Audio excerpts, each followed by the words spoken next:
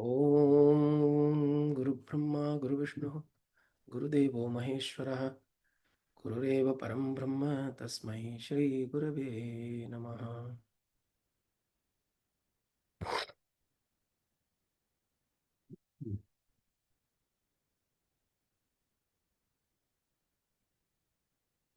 Asangoham Asangoham Punah Punah Satchidanandarupoham Ahamevaham Avyayah Nityashuddha Vimuktoham Nirakaroham Avyayah Bhaumanandaswarupoham Ahamevaham Avyayah Nityoham Niravadyoham Nirakaroham Achyuta Paramanandarupoham Ahamevaham Avyayah Shuddha Chaitanya Rupoham Atma Ramohame Vacha Akhandananda Rupoham Ahamevaham Avyayah.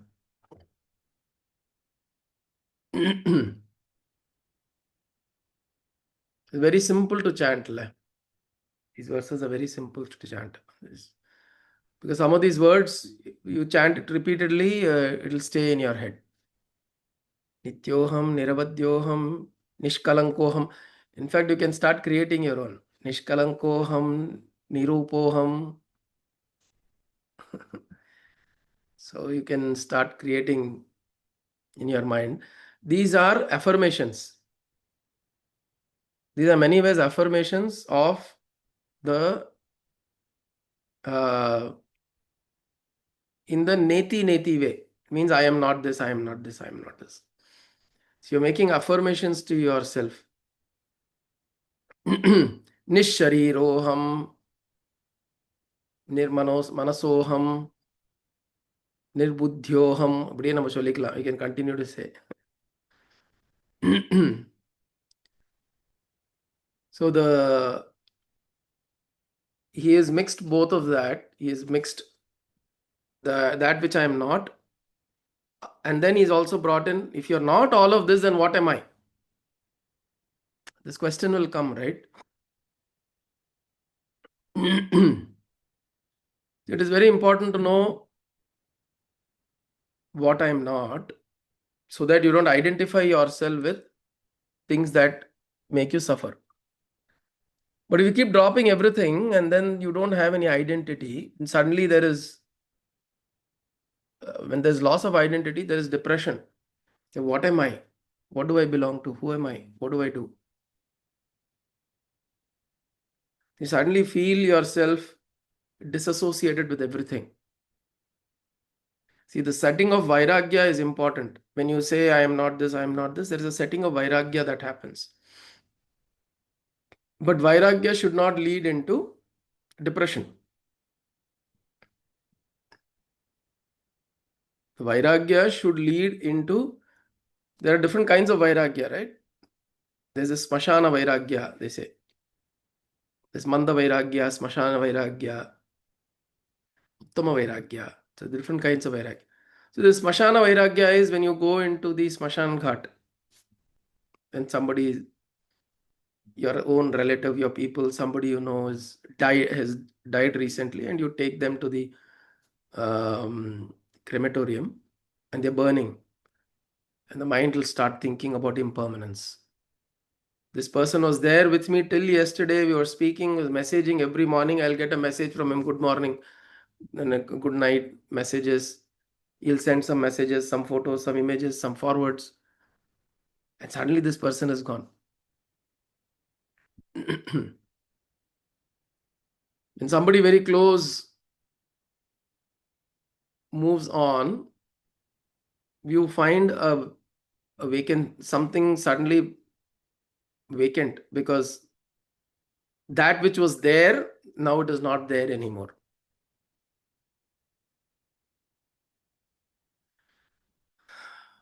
And when it happens at the peak of health, everything is normal with this person, one sneeze and he was dead. There have been people like that. They'll all be happy, nice, hunky dory. They'll be having a cup of coffee, watching TV and all that. I've heard this case where not a very old person, not very young, but somewhere a little above the 55. He'd gone to the bathroom, he sneezed. He was sitting in the toilet and he sneezed, and something choked and he died.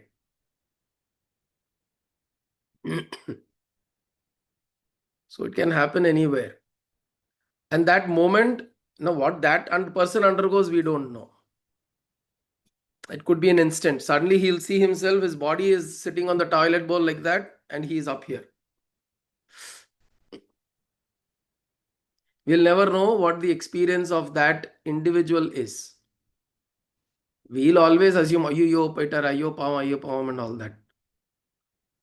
That person will be a party. Who knows?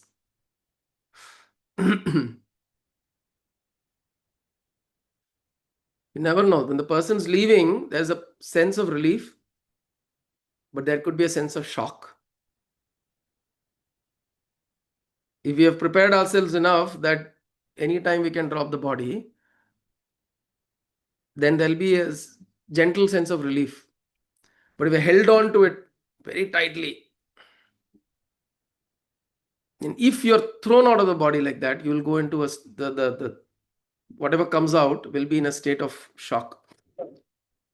The tendency of shock will engulf it, and which is why it'll keep roaming around, because it'll not know where else to go. Right? This is what they say, right? Untimely death and all that.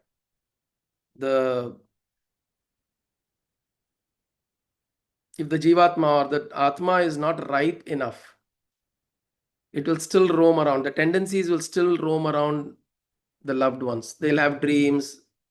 They'll have some experiences. The people who are living back will have some experiences as though this person is alive. Some interesting coincidences will happen and all of that. But that is because this individual has been thrown out of the body. And when we are watching, for us, suddenly that person who was there is not there anymore. So that not there gives us a sense of impermanence. How much ever, if you have a possession, for example, you've car, you've got something, some possession gets destroyed for some reason. Like there were rains in Dubai. People had their Rolls-Royce cars floating in water here. Rolls-Royce cars were floating in water. Couldn't do anything.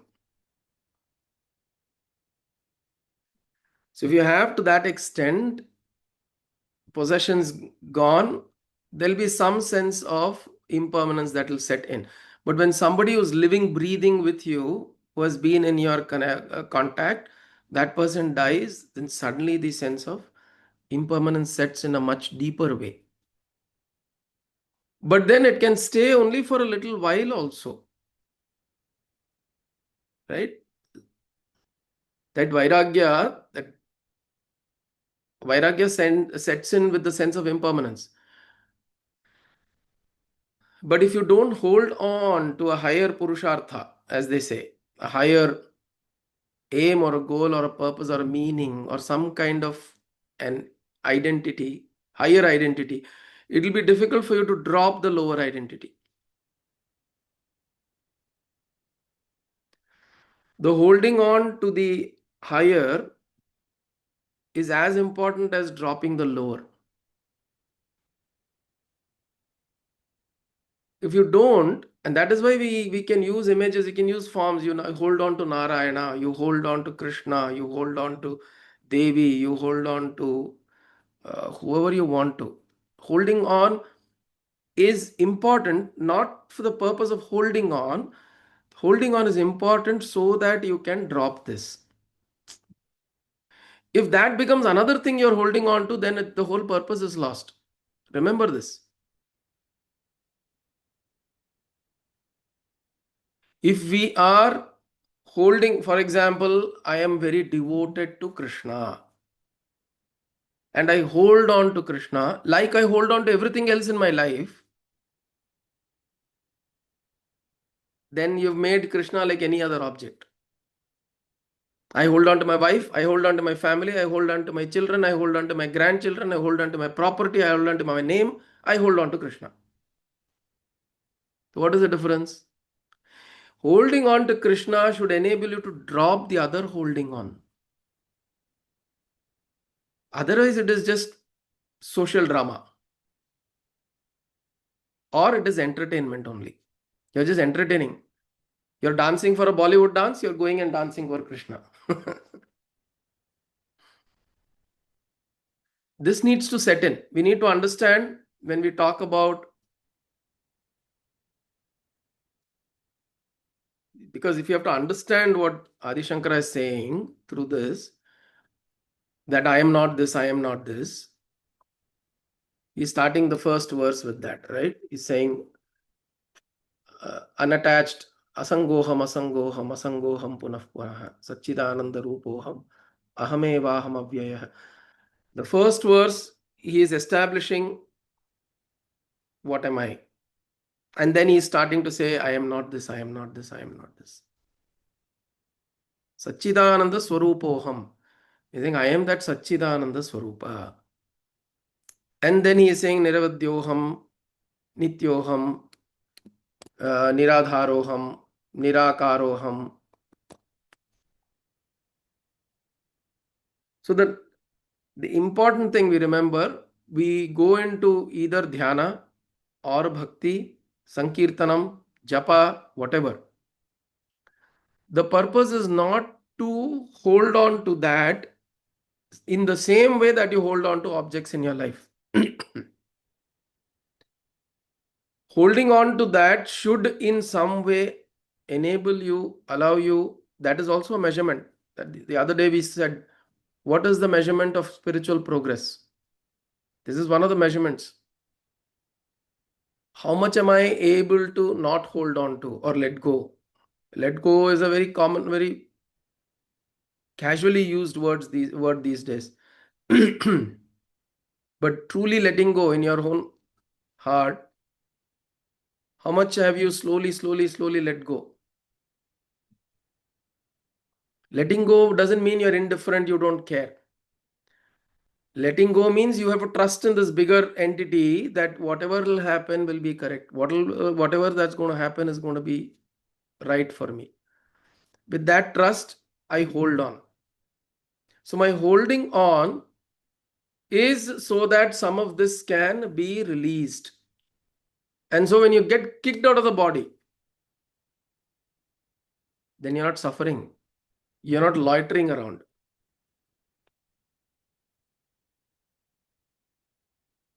Hmm? So that is very important. Even we see people engaging in Nama Sankirtanam, very heavily engaged. Every Nama Sankirtanam they'll go. But if it is another piece of entertainment, like you do other things in life, then the point is lost. Because you can pretty much get addicted to anything. It is good to get addicted to Nama Sankirtanam better than getting addicted to watching movies and watching TV series. It's definitely much better. But it doesn't end there. If you're still behaving in a crude way, in a rude way, with your family, with your people, if you're still holding on grudges, and then you're doing Nama Sankirtanam also, the effect of the Nama Sankirtanam will not prosper within you. And what will happen is over time we will say that, oh, I've been going to temples, I've been doing bhajans, I've been doing Nama Sankirtanam, but nothing is changing. Because the attempt to change hasn't been there within. I haven't seen really, oh, I have to get better. Self effort, like Mama also said the other day, Yoga Vasishta, the first thing it talks about is self effort. Nothing is gained without self effort. Yoga Vasishta has made it very clear. We cannot underplay the importance of self effort. You have to become aware that I am not, oh, I love Krishna so much. I go to everyday bhajan, I go every day, I do Sankirtan, every day I do that.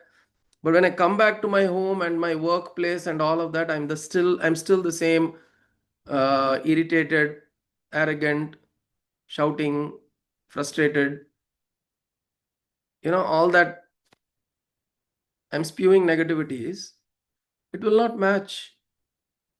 All that you do is just entertainment then at the end of the day. This must transform us in some way or the other.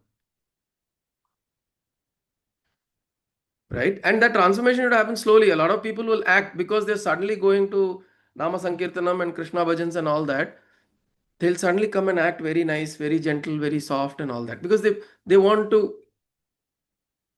act in a way to show that, I have now become a very saintly person. But you poke them in the wrong place, all that will ooze out.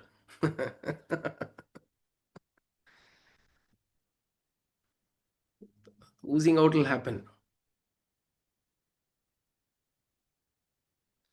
So it needs to transform us, and we hold. So what Adi Shankara is saying here is asangoham, asangoham, asangoham, punah punah, Satchidananda Rupoham, ahamevaham abhyaya. So he's starting to say, I am not attached. He's saying 3 times, asangoham, asangoham, asangoham. Asangaha aham, asangaha aham, asangaha aham. Asangaha means no sangha. உங்க சங்காத்தமே வேண்டாம் அப்படின்னு. He's made a declaration, I don't want any sangha. With what? With the body, with the mind, with the intellect, with the emotions, with the people, with the world, with this, with that, with this, that, this, that, this, that. I don't want any sangha. He's repeating, asangaha, asangaha, asangaha. This is one way of doing it. Repeating to yourself that I'm not attached, I'm not attached. But maybe Adi Shankara is not repeating it the way we have to repeat it. He is saying it out of his own inner experience. He's looking at it as the truth. He's saying, I am not attached to any of this. He's looking at it as yathartham, as the truth.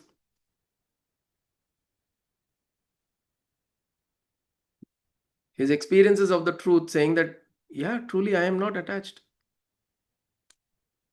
Anybody may say that, oh, you are the body. Anybody may come and remind you that you are the son of so-and-so. You are working here, this thing, that thing. But in your heart of hearts, I am not attached to all of this. But it's not easy to come by. Yes, you have to make that affirmation over time and time. Do our sadhana, do our japadhyana. And then we slowly realize on our own, little by little by little. This can happen little by little. Remember, we don't have to suddenly all from today, from tomorrow again, we have to suddenly all become Adi Shankara. No. Little by little, we can move in that direction. We can make that progress in a gentle way also. But that is important that it happens. In some little way, there must be that change that happens. So he says, asangoham, asangoham, asangoham, punah punaha. So already he said it 3 times, and then he's saying again and again, again and again. So the yet another how many ever times I tell it's not sufficient. Asangoham, asangoham, asangoham, punah punaha, asangoham, asangoham, asangoham, punah punaha. So remind yourself, you're not attached to all of this. Don't keep begging for people for attention. Don't get asking people to praise you. Don't keep asking the world to look at you and acknowledge you. Don't keep seeking love from the world. Don't keep seeking association with the world. Don't keep seeking. Right? When you keep begging like that and seeking, you'll only go from suffering to suffering. The sooner we understand that, see, there is this actor called Jim Carrey. I don't know how many of you know of him. Sure, Kalpaka Shivakami.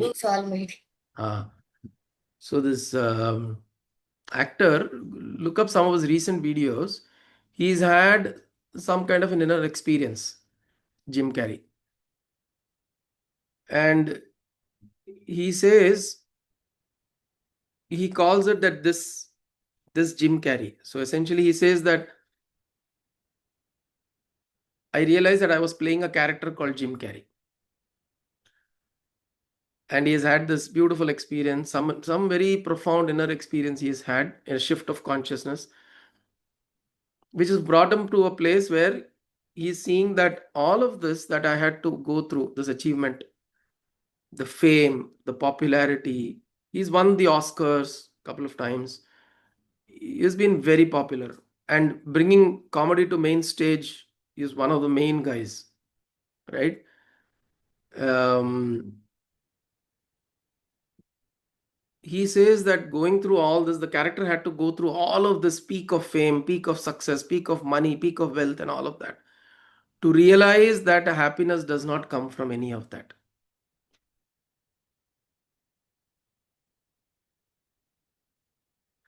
So he says that this character had to go through all of that to realize the fact. Yes, it is very nice, very joyful, very, feels very wonderful to have all of this. The amount of popularity, the fame, the name. But looks like this character had to go through all of that to realize that happiness does not come from there. Now, some of us have the time and ability and also the prarabdha to be able to go through that to come to that realization. But not many of us have that prarabdha. Like a friend of mine was saying, we we used to have some satsangs, and I would say that the earlier we look into this, earlier we start looking at the impermanence of life, the impermanence of things around us, the the more peaceful place we will be within us, the more less anxious we will be. But then he said, so I told him, why frantically run behind wealth and money and house and car and all of that? So he told me a very beautiful thing. He said, let me get that first, and then I will think about this. He said, yes, I acknowledge all that you're saying is very beautiful, very important, but let me get that first. Let me get a wealth, yeah, let me get wealth, let me get money, let me get a house, let me get a car. And then I will say, I'll also sit and then probably consider this, or I'll be able to do that. So sometimes our desires are so, the prarabdha that we carry, sometimes our desires are so so intense that you cannot drop pursuing it, right? So you have to go through it, and then you say, okay, maybe at some time. So similarly, Jim Carrey, why couldn't he have had the profound experience 20 years ago when he was at the peak of his career? No, it happened at a point where there was a particular sense of saturation, some kind of saturation he had reached. So from that point, he was able to stand and say, Asangoham, Asangoham, Asangoham. Right? Buddha left everything, dropped everything, and went into the forest. They'll say, oh, it was easy for Buddha to drop. He had everything. So, which means in your heart, you've experienced everything. You've experienced everything, and now you're looking for something. There are people who have not experienced that everything, so we keep yearning and wanting and seeking and searching. I'll say, I want to go in a first class in A380. That desire is not going away. I want to travel in a first class in A380. I want to be in a um, in a large 7-star hotel. At least for one night, I need to stay there and see what it is. I want to be. So these are desires that, those are fine to have. It's not a wrong thing. But if you're going to spend your life energy just working towards that, if it's there in your prarabdha, you do some amount of work, it'll come. If it's there in your it's there in your this thing, it'll come. And you'll sit in first class A380, And then you feel, what is that? What different is it? I'm better off sitting outside instead of sitting in one small cabin, alone in one cabin inside the aircraft. You're better off sitting outside comfortably. There are other people. So, this asangaha, this ability to be unattached, is something that will arrive when we have a sense of saturation, sense of fulfillment, which is why it is very important to, if our prarabdha is desiring this, that, and the other, it is very important that whenever something comes to us, we achieve something, we obtain something, we get something, look at it closely and consciously feel fulfilled. We are constructed in a way that we are not fulfilled with what we get. We always look at what is not available, what is not there. You may have gotten 10 things, but that one thing that you don't have is what will bother you. Even as a child, that is how we are. Right? A child will take everything. I want this, and then there'll be like one thing that will be there. It'll go. It'll go and take that one thing. There are 10 things here. We kind of wired in that way. But when you start becoming conscious, you recognize, am I behaving like an immature child in life? Am I holding on to 10 beautiful things and then looking to that one thing that is not there, and is it bothering me? It's very interesting, right? Just psychologically, if you just observe yourself, you're very, very funny people. Very funny people. Somebody looking at us from the top will say, "Aye."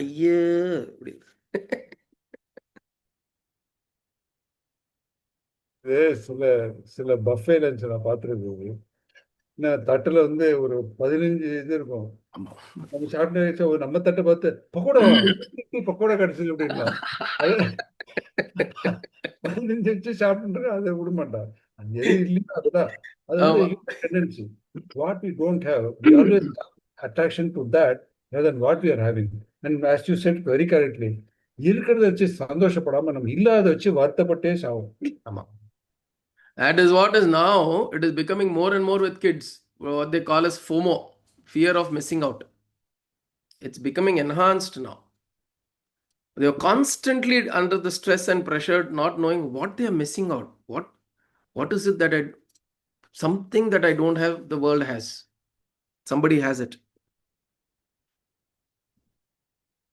So, of course, it's easier said than done, right? A lot of people will come back and tell me that, Guruji, it's easy to say that, but we are also exposed to so many things in the world. That exposure was not there 20, 30, 40, 50 years ago. People didn't know what they didn't have. See, if you had only 5 varieties of ice cream, right? Back in those days, in Amul ice cream, quality ice cream, something, there are 5 varieties. You'll have butterscotch, you'll have chocolate, you'll have vanilla, 4 this thing. And my wife will always choose vanilla only. So then I'll choose butterscotch. So there is no big debate, or there's nothing to worry. Go to the shop, you know what you want to pick, you go pick it up and come. But now suddenly you have 45 varieties of ice creams, and you can mix 3-4 varieties. You can make your own. You can put this and that and that and that, and then so people get confused. So times are also such. So the more you indulge, the more you go into this, understand it's only going to get you more deeper into confusion. Enjoy what we have, do what we got to do it. But important thing is understand that asangaha, punah. Not attached. This time, my mamanar will say, you're getting badam halwa now, eat it, enjoy and go.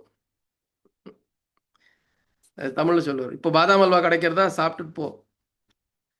So we bring that attitude. That is what he's saying. Then he says, Sachidananda Rupoham Ahamevaham Avyayah. Sat Chit Anandaha is my Rupa. There is, elaborate description about this in Tattva Bodha, Atma Bodha, and all the other works of Adi Shankara. But he says Sat Chita Ananda Rupaha. I am that consciousness, existence, consciousness, bliss. Whichever, if you want to sum up, he is saying Aham Brahmasmi. Aham Brahma Asmi. I am saying, he's saying that I am that eternal conscious principle that is there. And aham eva aham avyayah. I am avyayah means I am the unmanifest. Avyaktaha, vyaktaha. Vyakti means a person, manifest. Avyaktaha or avyayah is something that is unmanifest or something that is that. So there are multiple ways of looking at it. Avyayah would be something that is not doesn't have component parts. Something that doesn't have parts. So anything that has parts will start behaving differently. It will start decaying. It will start growing, because parts are such, right? If you have 4 parts to a machinery, one part will rust faster, one part will be slower, one part will start corroding, whatever will happen. So when something has parts, it'll start decaying at a different pace. But if it's a singular unit,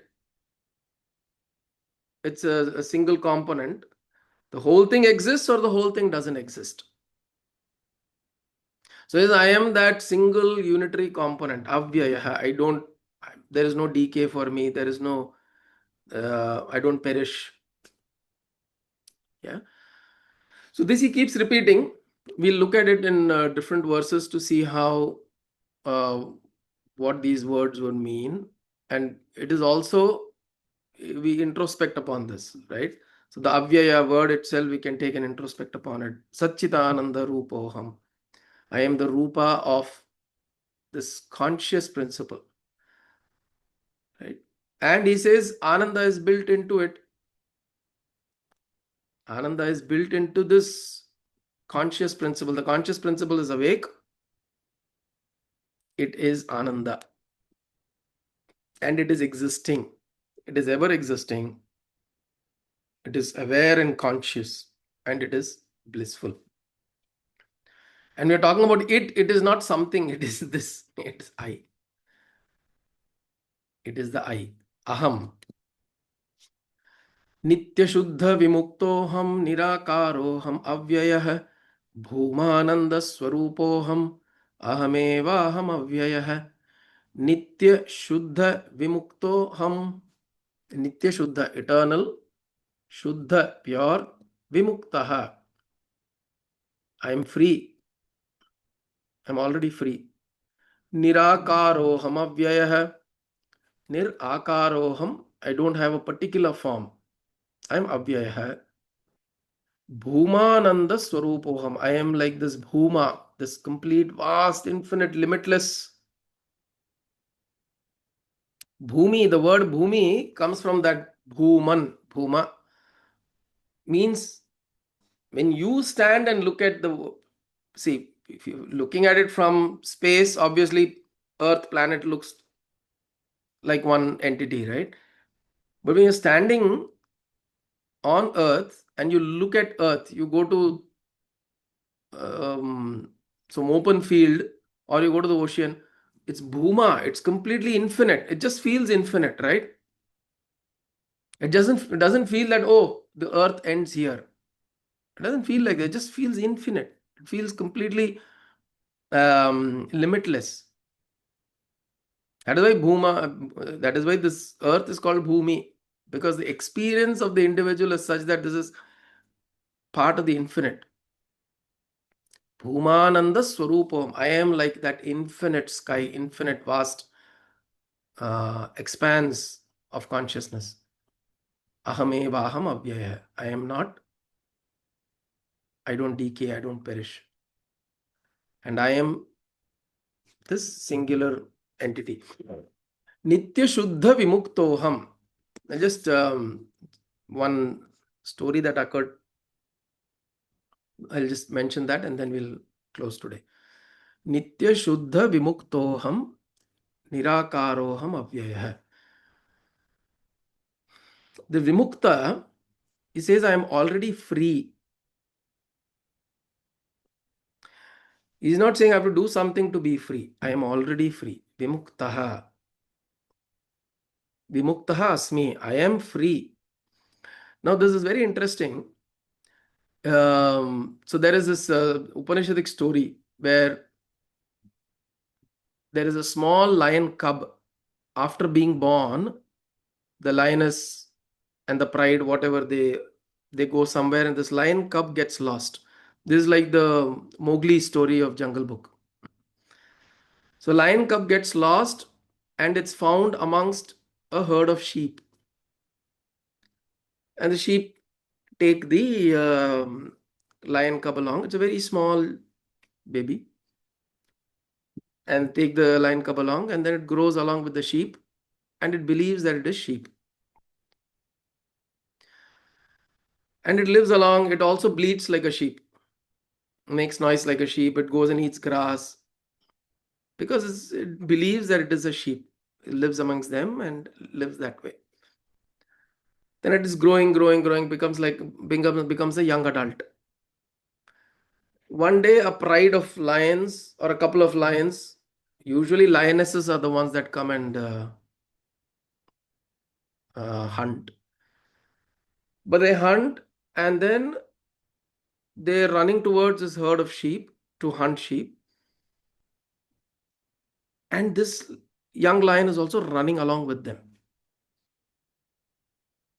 And then suddenly the lion that is chasing away or hunting the sheep notices there is a small lion also running amongst them.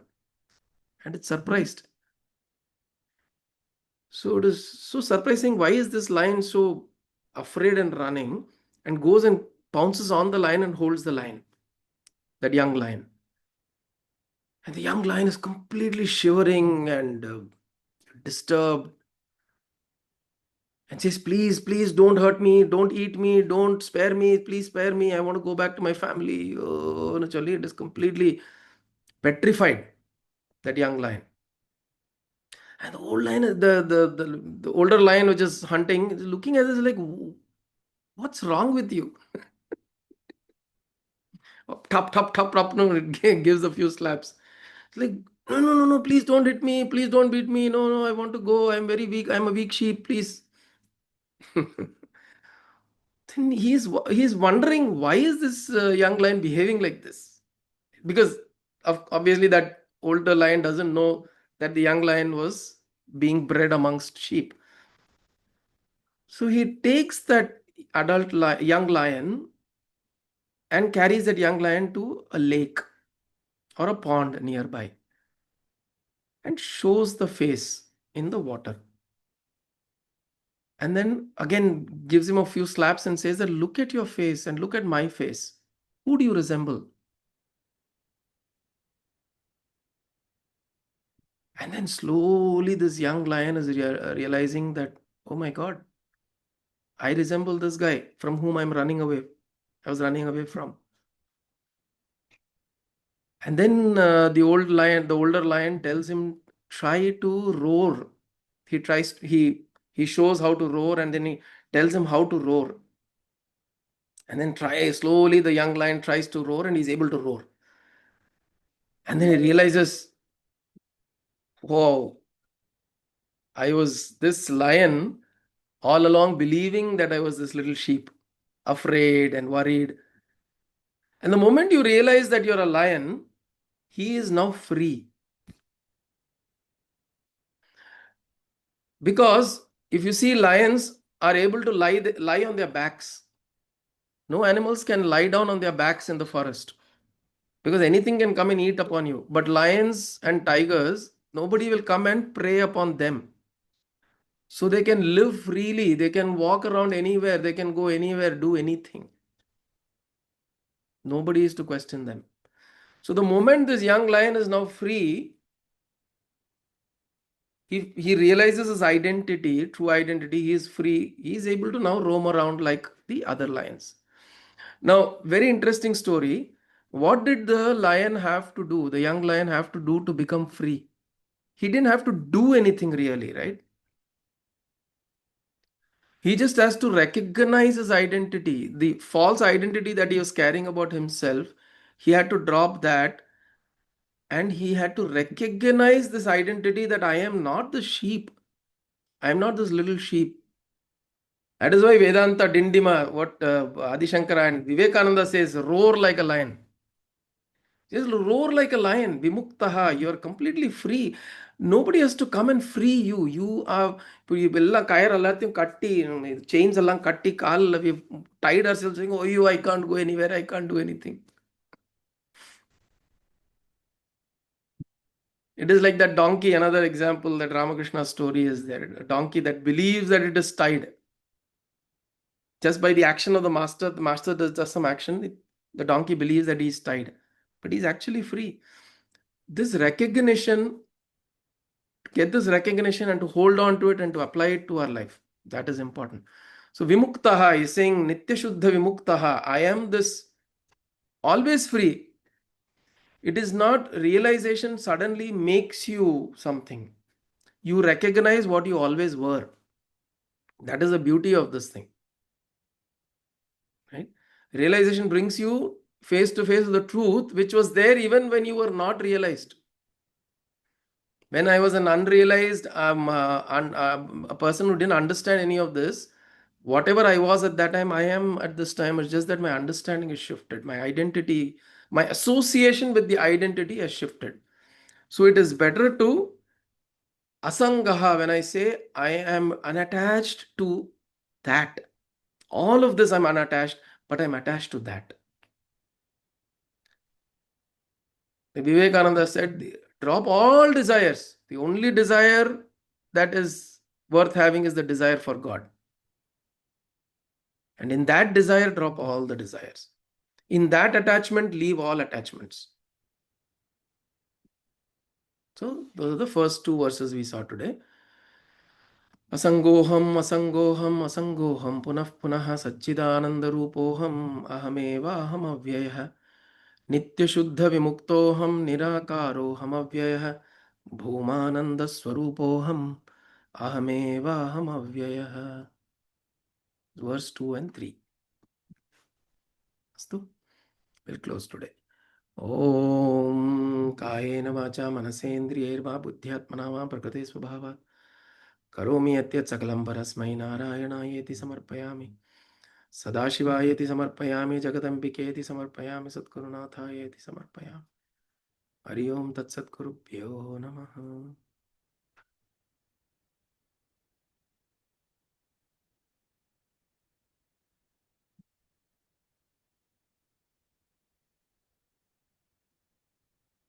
Gurudeva